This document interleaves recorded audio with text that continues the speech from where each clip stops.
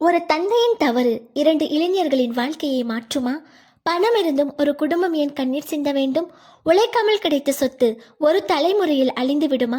இன்று நான் சொல்ல போகும் கதை யாருடைய உண்மை வாழ்க்கையையும் அடிப்படையாக கொண்டது அல்ல. இது முழுக்க முழுக்க என் கற்பனையில் உருவான கதை. ஆனால் இந்த கதையில் இருக்கும் வாழ்க்கை பாடும் நம்மில் ஒவ்வொருவரும் ஒருமுறையாவது சிந்திக்க வேண்டிய ஒன்று. வாங்க, சொத்து அழியும் உழைப்பு அழியாது என்ற உணர்ச்சி மிக்க பயணத்தை தொடங்கலாம். அனைவருக்கும் வணக்கம். இது உங்கள் ஹனி வாய்ஸ். ஒரு கேள்வி: உங்கள் அப்பா கோடிக்கணக்கில் சொத்து சேர்த்து வைத்திருந்தால் நீங்கள் வேலைக்கு போவீர்களா?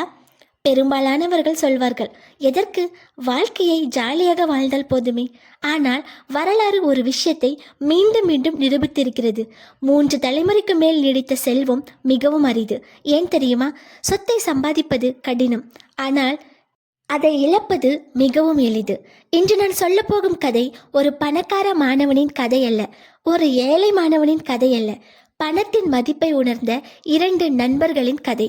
இந்த கதையின் முடிவில் குழந்தைகளுக்கு நாம் என்ன விட்டு செல்ல வேண்டும் என்ற கேள்விக்கான பதில் உங்களுக்கு கிடைக்கும். ஒரு அழகான காலை, புதிய கல்லூரி, புதிய முகங்கள். அந்த கல்லூரியில் 2 மாணவர்கள் சேர்ந்தார்கள்.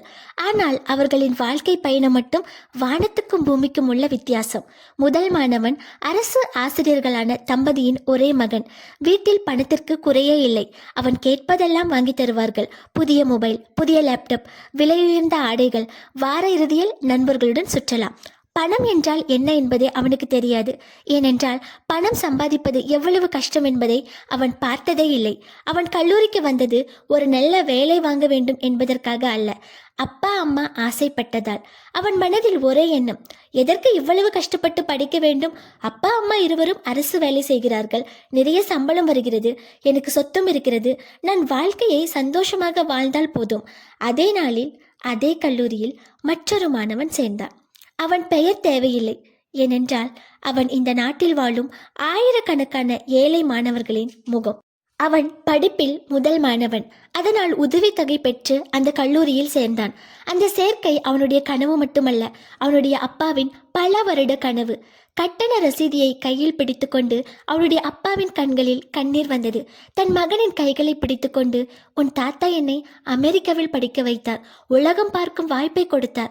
ஆனால் என் முட்டாள்தனத்தால் அந்த வாழ்க்கையை நான் காப்பாற்றவில்லை. இன்று என்னால் உன்னை அமெரிக்காவில் படிக்க வைக்க முடியவில்லை. நான் அனுபவித்த எந்த சந்தோஷத்தையும் என்னால் உனக்கு கொடுக்க முடியவில்லை. ஒரு தந்தையாக அதுதான் என் வாழ்க்கையின் மிகப்பெரிய தோல்வி. ஆனால் நீ நன்றாக படி, நான் செய்த தவறை நீ செய்யாதே, நம்ம குடும்பத்தின் மரியாதையை நீ மீண்டும் கொண்டு வா, உன் குழந்தைகள் ஒரு நாள் என் அப்பா எங்களுக்காக உழைத்தார் என்று பெருமையாக சொல்ல வேண்டும். அந்த வார்த்தைகளை அமைதியாக கேட்ட மகன் எதுவும் பேசவில்லை. ஆனால் அந்த நொடியிலேயே தன் அப்பாவின் கனவை நிறைவேற்ற வேண்டும் என்று மனதிற்குள் ஒரு சத்தியம் செய்தான். விதியின் விளையாட்டு. இருவரும் ஒரே விடுதி அறையில் தங்க வைக்கப்பட்டார்கள்.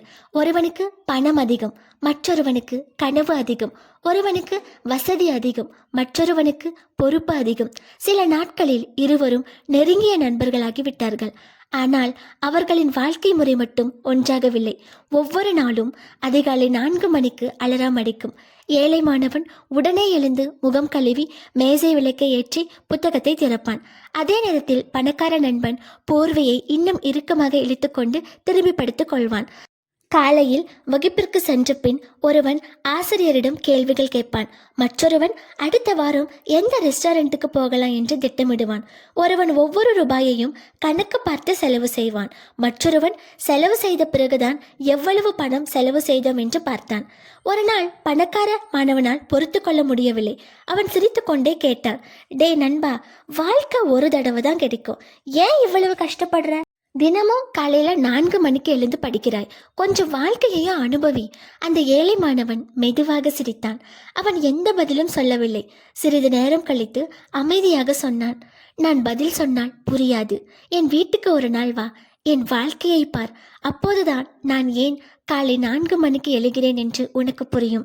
அந்த ஒரு வாக்கியம் பணக்கார மாணவனின் மனதில் ஒரு சிறிய கேள்வியை விதைத்தது. ஆனால் அந்த கேள்விக்கான பதில் அவன் வாழ்க்கையையே மாற்றப் போகிறது என்பதோ அப்போது அவனுக்கு தெரியவில்லை. இங்கேதான் இந்த கதையின் மிகப்பெரிய திருப்பம் ஆரம்பமாகிறது. அந்த ஏழை மாணவனின் வீட்டிற்கு சென்ற பிறகு பணக்கார நண்பன் பார்த்த ஒரு காட்சி அவனுடைய வாழ்க்கையையே மாற்றிவிட்டது. அது என்ன காட்சி? அரண்மனை போல் வீடு இருந்தும் இந்த ஏழ்மையான நிலைக்கு என்ன காரணம்?